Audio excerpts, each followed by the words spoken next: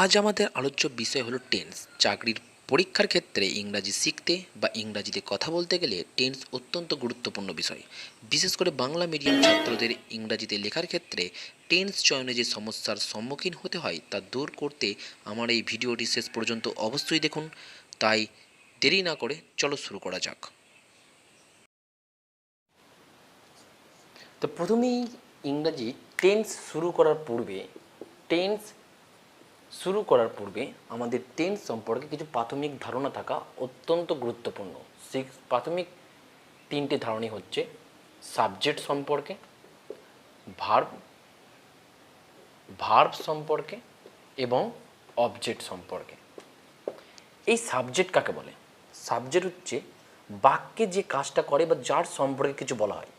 যেমন ধরো, Ram goes to school, Ram বিদ্যালয়ে যায়। তাহলে বিদ্যালয়ে যাওয়া, এই যাওয়া কাজটি কে করছে? না রাম। তাহলে রামটা হলো সাবজেক্ট। আবার এই যাওয়া যেহেতু কাজ, তাহলে এটা হলো ভার্ব। এবার আরেকটি বাক্য নিয়ে দেখা যাক, যে আই রিড এ বুক। এবার এখানে কাজ কোনটা? কোন কাজটা হচ্ছে? না রিড মানে হচ্ছে পড়া। তাহলে এখানে ভার্ব কোনটা? ভার্ব হচ্ছে রিড। এবার এই রিড পড়া কাজটা কে করছে? না আমি। তাহলে আই হচ্ছে সাবজেক্ট। এইবার অবজেক্ট কাকে বলে? এই ভার্বকে, মানে এই যে ভার্ব যে কাজটা করছে, এই কাজকে আমরা যদি কি বা কাকে দিয়ে যদি প্রশ্ন করি, কি বা কাকে, এই ভার্বকে আমরা যদি কি বা কাকে দিয়ে প্রশ্ন করি, যেমন আমি পড়ছি, আমি কি পড়ছি? এই বুক, একটি বই। তো এই ক্ষেত্রে এই বুক হলো অবজেক্ট, এই বুকটা হলো অবজেক্ট। আবার ঠিক তেমনি আর একটা বাক্য দেখো, যদি বলি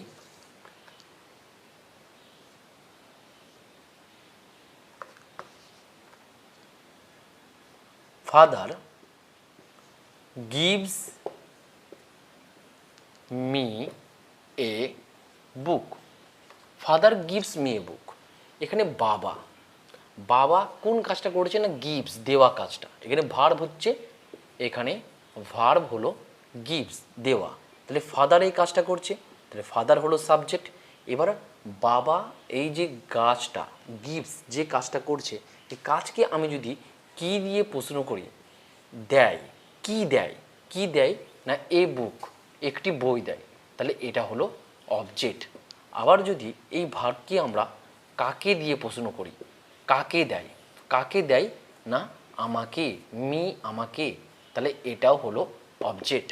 তাহলে একটি বাক্যে আমরা দেখতে পাচ্ছি দুটি অবজেক্ট থাকতে পারে। তাহলে এক্ষেত্রে সাবজেক্ট যে কাজটা করবে সেটা হচ্ছে ভার্ব, এবং কাজটা যার দ্বারা সম্পূর্ণ হবে সেটা হচ্ছে সাবজেক্ট। ভার্বকে যদি কি বা কাকে দিয়ে প্রশ্ন করি, যে জিনিসটা পাবো সেটা হচ্ছে অবজেক্ট। এবার বাক্যে আমরা ব্যবহার করার ক্ষেত্রে আমরা অবজেক্টটাকে অবজেক্টিভ হিসেবে ব্যবহার করতে পারি, কারণ প্রতিটি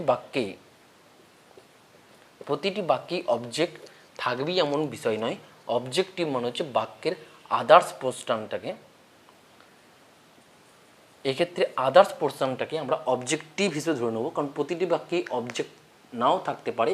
অবজেক্টিভের কাজটা যার দ্বারা সম্পূর্ণ হবে, মানে অবজেক্টের কাজটা যে বাক্য দ্বারা সম্পূর্ণ হবে, সেক্ষেত্রে সেটাকে আমরা অবজেক্টিভ হিসাবে ধরে নেব। যেমন ধরো আগের বাক্যটাই বলেছিলাম, রাম গোজ টু স্কুল। এই বাক্যটাই রাম গোজ টু স্কুল। তো রাম হচ্ছে সাবজেক্ট, গোজ হচ্ছে ভার্ব, কিন্তু কি যায়? উত্তর নেই। কাকে যায়? উত্তর নেই। তো টু স্কুলটা অবজেক্ট না, এটা অবজেক্ট নয়, কিন্তু এটা অবজেক্টিভ বা আদার্স হিসাবে আমরা ধরে নেব। এবার আসা যাক সাবজেক্ট আর অবজেক্ট সম্পর্কে, আশা করি ধারণাটা বুঝতে পেরেছি। এবার আসা যাক ভার্বকে।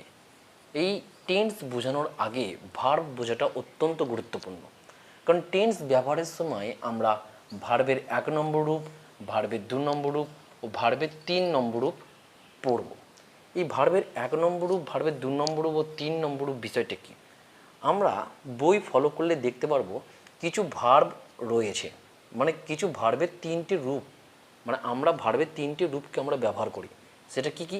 সেটা হচ্ছে প্রেজেন্ট রূপ, একটা হচ্ছে পাস্ট রূপ 2 নম্বরটা, আর এটা হচ্ছে পাস্ট পার্টিসিপল। তাহলে প্রেজেন্ট রূপ যেমন ধরো গো, পাস্ট হচ্ছে ওয়েন্ট এবং পার্টিসিপল হচ্ছে গান। তাহলে গোটা হচ্ছে ভার্বের 1 নম্বর রূপ, ওয়েন্ট হচ্ছে ভার্বের 2 নম্বর রূপ এবং গান হচ্ছে ভার্বের 3 নম্বর রূপ। এবারে যে ভার্বের 3টে রূপ আমরা ব্যবহার করেছি, এই 3টি রূপের পাশাপাশি ভার্বের আরেকটা জিনিসও আমরা ব্যবহার করব, বা টেন্সে জানার পূর্বে সেটা জানা অত্যন্ত গুরুত্বপূর্ণ। সেটা হচ্ছে এই ভার্বকে আমরা সাধারণত 2টি ভার্ব হিসেবে ভাগ করতে পারি। একটা হচ্ছে অক্সিলারি ভার্ব, অক্সিলারি ভার্ব যাকে আমরা হেল্পিং ভার্ব হিসেবেও চিনি, হেল্পিং ভার্ব হিসেবেও চিনি। আর একটা হচ্ছে প্রিন্সিপাল ভার্ব, প্রিন্সিপাল ভার্ব যাকে আমরা মেইন ভার্ব হিসাবেও বলে থাকি। এই অক্সিলারি ভার্ব বা হেল্পিং ভার্ব বাক্যে শুধু সাহায্য করার ক্ষেত্রে আসে, আর প্রিন্সিপাল বা মেইন ভার্ব বাক্যের প্রধান ভার্ব, যেটাকে আমরা 3টে ভাগে ভাগ করেছিলাম, ভার্বের 1 নম্বর রূপ, ভার্বের 2 নম্বর রূপ ও ভার্বের 3 নম্বর রূপ। এই মেইন ভার্ব বা প্রিন্সিপাল ভার্ব সম্পর্কে আমরা পরবর্তীকালে বিশদ আলোচনা করব। টেন্সের ক্ষেত্রে এই 3টির রূপ এখন আপাতত জানলে পরেই হবে। ভয়েস চেঞ্জ বা ন্যারেশন চেঞ্জের সময় আমরা এ সম্পর্কে বিশদ আলোচনা করব। ফিনিট, ইনফিনিট, ট্রানজিটিভ, ইনট্রানজিটিভ এই ভাগটার মধ্যে পড়ে, সে সম্পর্কে পরে আলোচনা করব। আজকে টেন্স বোঝানোর ক্ষেত্রে আমরা অক্সিলারি বা হেল্পিং ভার্বটা সম্পর্কে জানব। সেটা কি?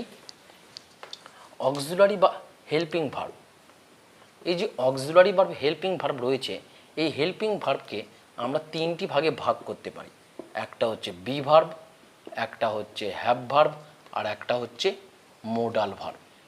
এবং এই 3টে ছাড়াও কিছু কিছু ক্ষেত্রে হেল্পিং ভার্ব হিসাবে আমরা ডুকেও ব্যবহার করে থাকি। সেই ডু এর বিষয়টা পরে বলবো। বি ভার্ব, বি ভার্ব হিসাবে কোনগুলোকে ব্যবহার করি? প্রেজেন্ট টেন্সে হচ্ছে অ্যাম, is O R, R past টেন্সে হচ্ছে ওয়াজ বা ওয়ার। এটা হচ্ছে প্রেজেন্ট টেন্সে, এটা পাস্ট টেন্সে। এটা প্রশ্ন হতে পারে ফিউচার টেন্সে নেই কেন, সে সম্পর্কে কিছুক্ষণ পরেই বলছি।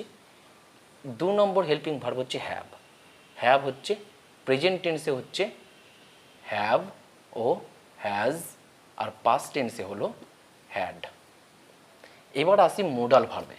মোডাল ভার্বে রয়েছে শ্যাল, উইল, ক্যান, কুড, এরকমভাবে 12টি মোডাল ভার্ব রয়েছে।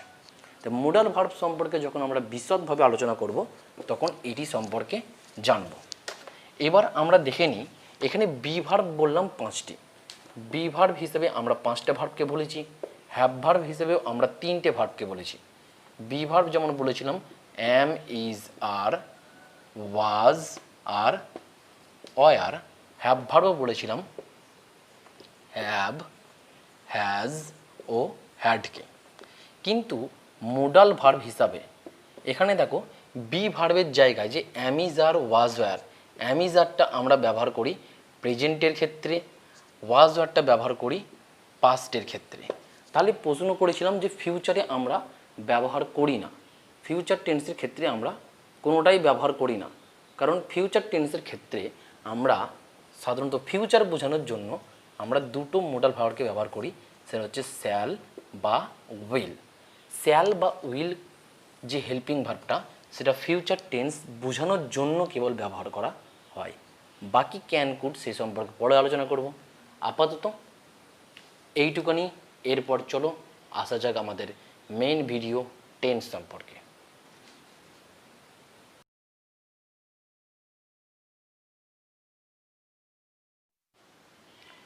টেন্স হলো 3 প্রকার, যথা প্রেজেন্ট টেন্স, পাস্ট টেন্স ও ফিউচার টেন্স। সাধারণত ভার্ব বা ক্রিয়ার কাজ করার সময়ের উপরে ভিত্তি করে এই 3টি টেন্স তৈরি করা হয়েছে। এবার দেখে নেওয়া যাক প্রেজেন্ট টেন্স কোনগুলি। বর্তমান সময়ে ঘটা কাজের ক্ষেত্রে প্রেজেন্ট টেন্স ব্যবহার করা হয়। যেমন I go to school everyday, আমি প্রতিদিন বিদ্যালয়ে যাই। সি সিংস ভেরি ওয়েল, সে খুব সুন্দর গান গায়। এবার দেখা যাক প্রেজেন্ট টেন্স কয় প্রকার। প্রেজেন্ট টেন্স 4 প্রকার, যথা সিম্পল প্রেজেন্ট টেন্স বা present indefinite, present continuous, present perfect ও প্রেজেন্ট পারফেক্ট কন্টিনিউয়াস। এই সেম প্রসেসই পাস্ট টেন্সও রয়েছে 4 প্রকার এবং ফিউচার টেন্সও রয়েছে 4 প্রকার। এবার দেখা যাক প্রেজেন্ট ইনডেফিনাইট কাকে বলে। যখন কোনো কাজ প্রতিদিন করা হয় বা কাজটি চিরসত্য কথা বোঝায় তখন প্রেজেন্ট ইনডেফিনাইট টেন্স হয়। এক্ষেত্রে often, seldom, usually, never, occasionally, sometimes, normally, generally, always, frequently, rarely, daily প্রভৃতি অ্যাডভার্বের ব্যবহার লক্ষ্য করা যায়। যেমন the old lady goes for a walk in the morning, এটা তার প্রতিদিনকার অভ্যাস। আবার Arnab often gets late for lunch, Sohani always comes in time. Present indefinite টেন্সে কিছু ব্যতিক্রম হিসাবে হিস্টোরিক্যাল প্রেজেন্ট বোঝাতেও সিম্পল প্রেজেন্ট টেন্স বা প্রেজেন্ট ইনডেফিনাইট টেন্স ব্যবহার করা হয়। যেমন নাও Ram suits arose at Ravana. কখনো নিয়ারেস্ট ফিউচার বোঝাতেও আমরা সিম্পল প্রেজেন্ট টেন্স বা প্রেজেন্ট ইনডেফিনাইট টেন্সকে ব্যবহার করে থাকি। যেমন সি কামস ভেরি সুন, সে খুব শীঘ্রই আসবে। এই টেন্স গঠনের রূপটি হলো প্রথমে সাবজেক্ট, তারপর ভার্বের 1 নম্বর রূপ অর্থাৎ প্রেজেন্ট রূপটি, তারপর অবজেক্টিভ। উদাহরণ হিসাবে ধরে নেওয়া যাক, ইউ সিং ভেরি ওয়েল, তুমি খুব সুন্দর গান গাও। The sun gives us light, সূর্য আমাদের আলো দেয়। এক্ষেত্রে মনে রাখা দরকার যে সাবজেক্টটি থার্ড পারসন সিঙ্গুলার নাম্বার হলে ভার্বের শেষে এস বা ইএস যোগ করতে হবে।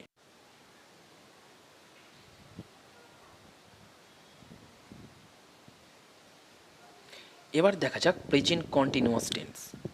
বর্তমানে কোনো কাজ টেম্পোরারিভাবে চলছে বোঝালে প্রেজেন্ট কন্টিনিউয়াস টেন্স হয়। গঠন সাবজেক্ট, তারপর বিভার্ব হিসাবে অ্যামিজার এবং ভার্বের 1 নম্বর রূপের সঙ্গে আইএনজি এবং অবজেক্টিভ।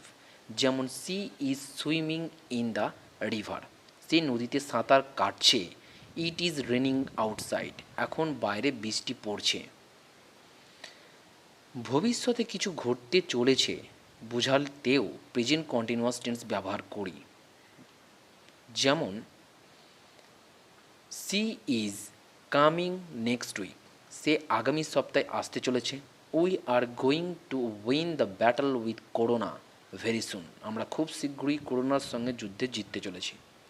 এক্ষেত্রে বিশেষ দ্রষ্টব্য হলো কন্টিনিউয়াস টেন্সে অলওয়েজ এর ব্যবহার বক্তার অনিচ্ছাকে প্রকাশ করে বা বোঝায়। যেমন she is always teaching her children, এক্ষেত্রে বক্তা তার পড়ানোকে পছন্দ করে না। এবার দেখা যাক প্রেজেন্ট পারফেক্ট টেন্স। যখন কোনো কাজ অতীতে হয়ে গেছে কিন্তু স্মৃতিতে রয়ে গেছে বোঝায় তখন প্রেজেন্ট পারফেক্ট টেন্স হয়।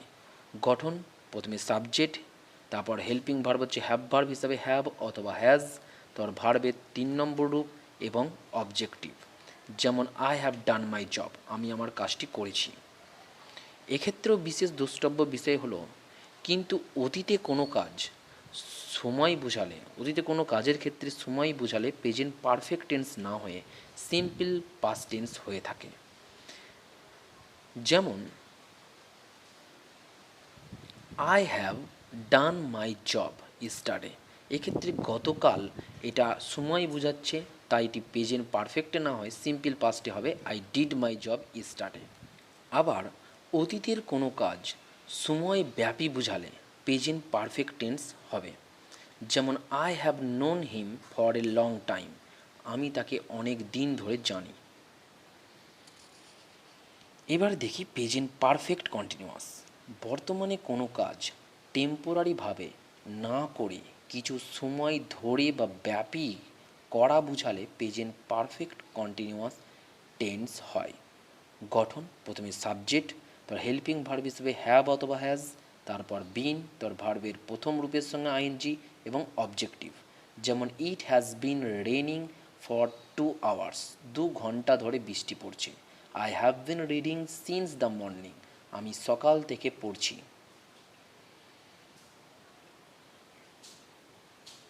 এবার দেখা যাক পাস্ট ইনডিফিনাইট। অতীতে কোনো কাজ হয়ে গেছে বোঝাতে সিম্পল প্রেজেন্ট টেন্স ব্যবহার করা হয়। এর গঠনটি হচ্ছে প্রথমে সাবজেক্ট, তোর ভার্বের 2 নম্বর রূপ হিসেবে পাস্ট রূপটি এবং তারপর অবজেক্টিভ, যেমন I went to school yesterday, আমি গতকাল বিদ্যালয়ে গিয়েছিলাম।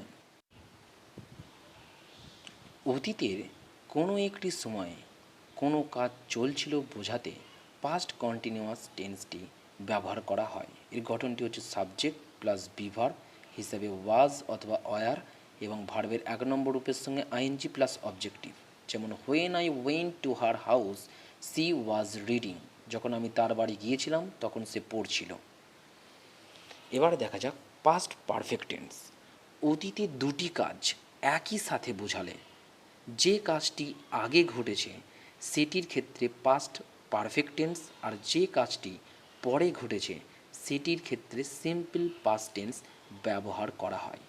এর গঠনটি হচ্ছে সাবজেক্ট হ্যাড, তারপর ভার্বের 3 নম্বর রূপ, তারপর অবজেক্টিভ, যেমন the patient had died before doctor came, অথবা doctor came after the patient had died. এক্ষেত্রে বিফোরের আগে পারফেক্ট টেন্স এবং আফটারের পর ব্যবহার করলে পরে পারফেক্ট টেন্স হবে। Past perfect continuous tense. অতীতে কোনো কাজ কিছু সময় ধরে চলছিল বোঝাতে পাস্ট পারফেক্ট কন্টিনিউয়াস টেন্সটি ব্যবহার করা হয়। এটি হচ্ছে সাবজেক্ট হ্যাড, তারপর বিন ভার্বের প্রথম রূপের সঙ্গে আইএনজি এবং অবজেক্টিভ, যেমন ইস্টারডে our teacher had been taking our class for 3 hours, গতকাল আমাদের শিক্ষক মহাশয় 3 ঘন্টা ধরে আমাদের ক্লাস নিচ্ছিলেন। Future indefinite tense. ভবিষ্যতে কোনো কাজ হবে বা ঘটবে বোঝালে সিম্পল ফিউচার টেন্স বা ফিউচার ইনডিফিনাইট টেন্স হবে। এর গঠনটি হচ্ছে সাবজেক্ট প্লাস শ্যাল বা উইল, তার ভার্বের প্রথম রূপ এবং অবজেক্টিভ, যেমন we will take rest. Shall বা উইল মডেল ভার্বটি কেবল ফিউচার টেন্স বোঝাতেই ব্যবহৃত হয়। Future continuous tense. ভবিষ্যতে কোনো কাজ টেম্পোরারিভাবে কিছু সময় ধরে চলতে থাকবে বোঝালে ফিউচার কন্টিনিউয়াস টেন্স হয়। এর গঠনটি হচ্ছে সাবজেক্ট প্লাস শ্যাল বা উইল, তারপর বি ভার্ব, তারপর ভার্বের 1 নম্বর রূপের সঙ্গে আইএনজি এবং অবজেক্টিভ, যেমন I shall be reading until my father বাবা না আসা পর্যন্ত আমি পড়তে থাকব। এবার দেখে নেওয়া যাক ফিউচার পারফেক্ট টেন্স।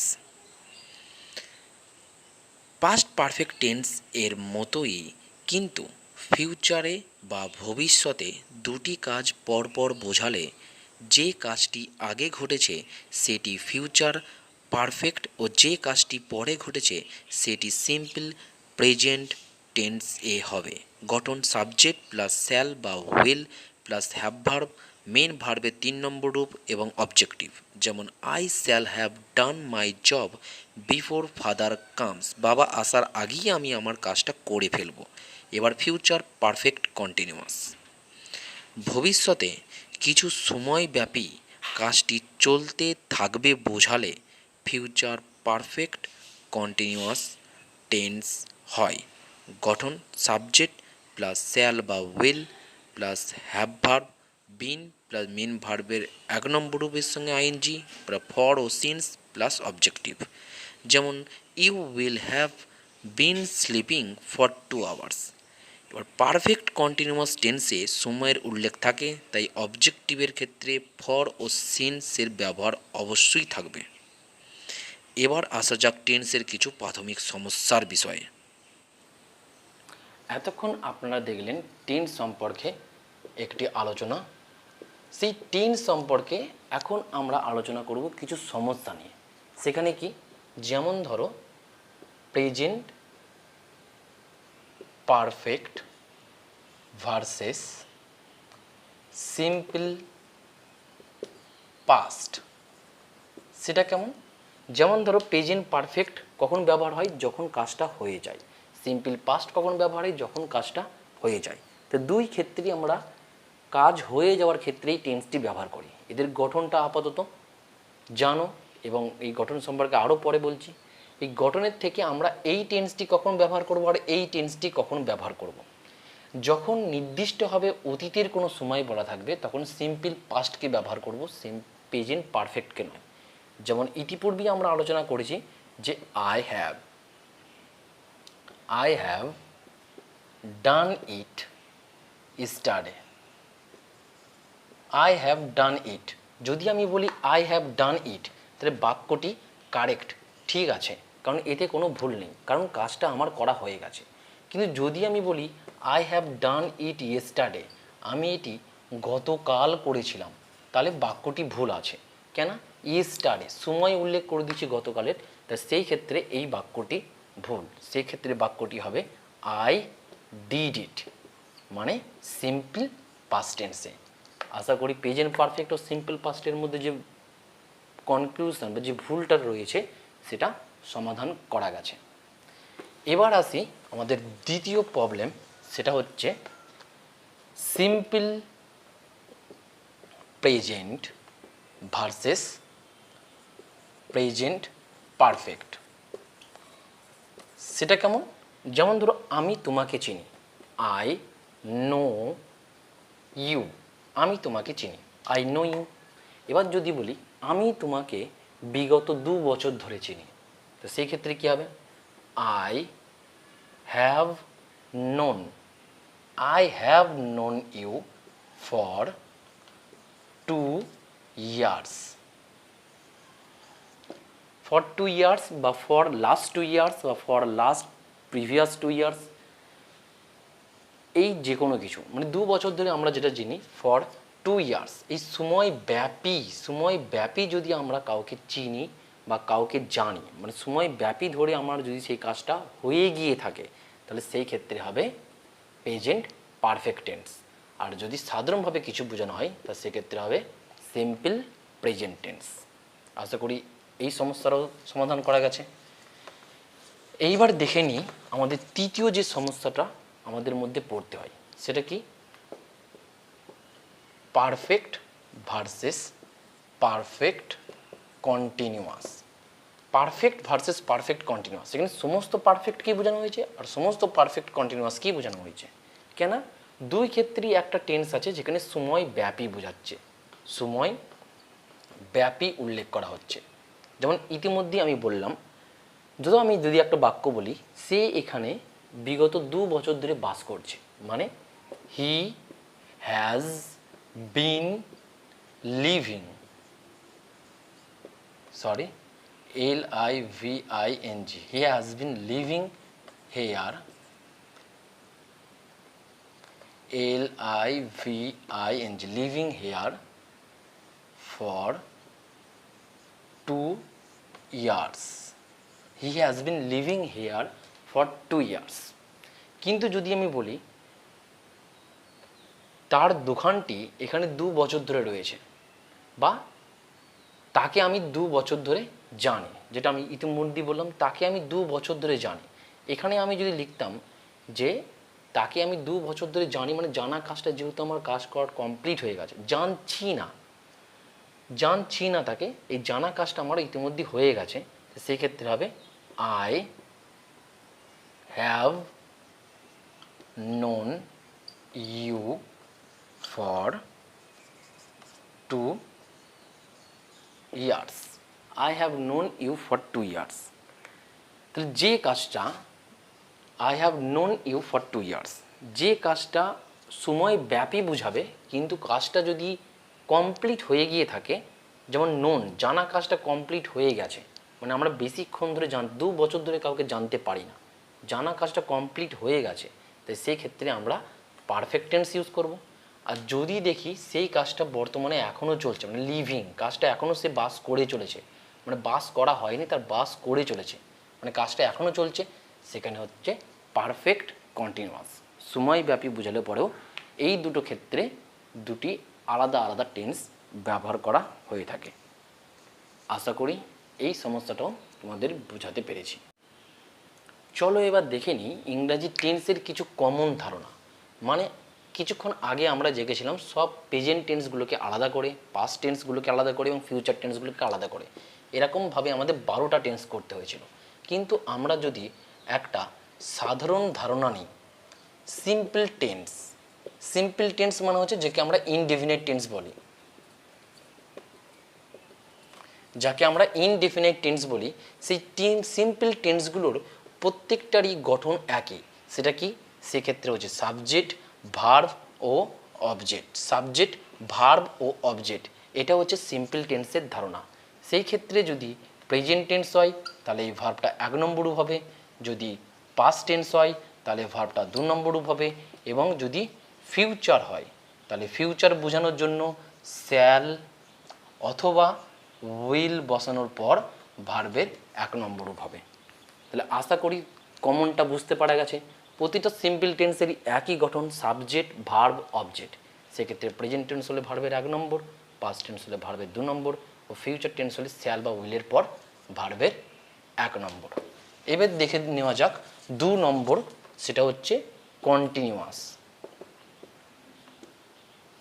কন্টিনিউয়াস টেন্সের ক্ষেত্রে, কন্টিনিউয়াস টেন্সের ক্ষেত্রে সবগুলোর ক্ষেত্রেই হচ্ছে সাবজেক্ট, তারপর হচ্ছে বি ভার্ব, হেল্পিং ভার্ব হিসাবে এটা হচ্ছে অক্সিলারি ভার্ব, বি ভার্ব, আর মেইন ভার্ব প্লাস আইএনজি।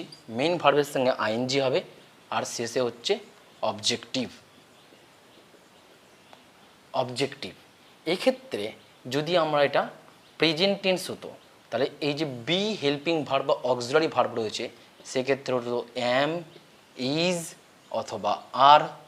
যদি পাস্ট টেন্স হয় তাহলে সেক্ষেত্রে হবে ওয়াজ অথবা ওয়ার।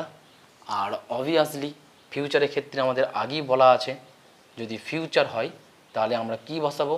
শ্যাল অথবা উইল। শ্যাল বা উইল বসানোর পর সবসময় আমরা ভার্বের 1 নম্বর রূপ বসি। বি ভার্বের 1 নম্বর রূপ হচ্ছে বি নিজে। তাহলে মোডাল ভার্ব বসানোর পর সবসময় 1 নম্বর রূপটা হয়। তাই বি ভার্বের 1 নম্বর রূপ যেহেতু বি নিজে, তাই এক্ষেত্রে বি বসবে। আশা করি কমন প্রসেসটা বুঝতে পারা গেছে। এবার দেখে নিই আমরা পারফেক্টের ক্ষেত্রে। পারফেক্টেও সেই একই কমন প্রসেস, সেখানে সাবজেক্ট, তারপর হচ্ছে হ্যাভ ভার্ব, হ্যাভ ভার্ব এটা হচ্ছে অক্সিলারি ভার্ব হিসাবে, তারপর মেইন ভার্ব, মেইন ভার্বের 3rd রূপ, মেইন ভার্বের 3 নম্বর রূপ প্লাস অবজেক্টিভ। এখানে দেখো হেল্পিং ভার্ব হিসাবে হ্যাভ ভার্বটা রয়েছে। তাহলে যে হ্যাভ ভার্বটা যদি আমি প্রেজেন্ট পারফেক্ট করি তাহলে এক্ষেত্রে হবে হ্যাভ অথবা হ্যাজ। যদি পাস্টে করি তাহলে এটি হবে হ্যাড, আর যদি ফিউচারে করি তাহলে ঠিক ধরেছো তোমরা, হবে কি শ্যাল অথবা উইল।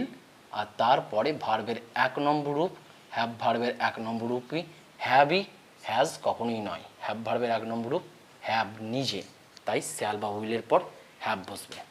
আশা করি পারফেক্ট টেন্সটাও বোঝানো গেছে। এইবার চলে আসি আমরা পারফেক্ট কন্টিনিউয়াসে। পারফেক্ট প্লাস কন্টিনিউয়াস, এখানে প্লাস দিলাম কেন? কারণ গঠনটা এরকম। পারফেক্ট টেন্সের নিয়মে কি বলছি? প্রথমে সাবজেক্ট, তারপর হ্যাভ ভার্ব, তারপর ভার্বের 3 নম্বর রূপ, তারপর অবজেক্টিভ। কন্টিনিউয়াসের ক্ষেত্রে কি বলছি? প্রথমে সাবজেক্ট, তারপর বি ভার্ব, তারপর মেন ভার্বের সঙ্গে আইএনজি যোগ, তারপর অবজেক্ট। তাহলে এই দুটো নিয়মকে ভালো করে লক্ষ্য করলে দেখো সাবজেক্ট এখানে 2 জায়গাতেই কমন, অবজেক্টিভ এখানে 2 জায়গাতেই কমন। তফাৎটা হচ্ছে ভার্বের জায়গায়।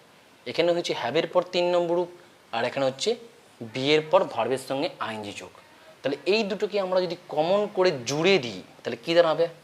প্রথমে সাবজেক্ট, তারপর যেহেতু পারফেক্ট টেন্স, তা পারফেক্টের হেল্পিং ভার্ব হচ্ছে হ্যাভ, হ্যাভের পর আমার ভার্বের 3 নম্বর রূপ দরকার, আর কন্টিনিউয়াসের জন্য বি দরকার।